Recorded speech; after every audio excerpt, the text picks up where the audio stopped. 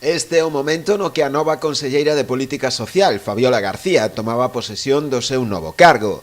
Facíao pola fórmula do xuramento ante a atenta mirada do presidente da Xunta, Alberto Núñez Feijóo. Observar e facer cumprir a Constitución e o Estatuto de Autonomía e as demais leis de Galicia e do Estado, e exercitar as miñas funcións no interese supremo exclusivo de Galicia e de España. Xunto a ela outras dúas caras novas, a da conselleira de Educación, Carmen Pomar, e a do conselleiro de Medio Rural, José González.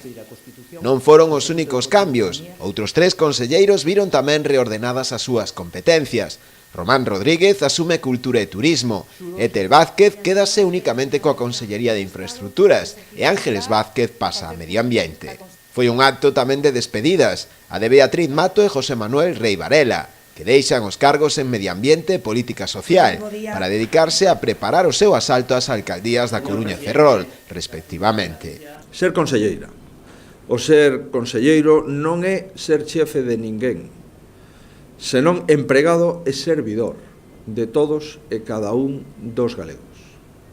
O lema que asumimos en 2016, ese mesmo lema que ratifiquei este ano, segue mantendo toda a súa vixencia.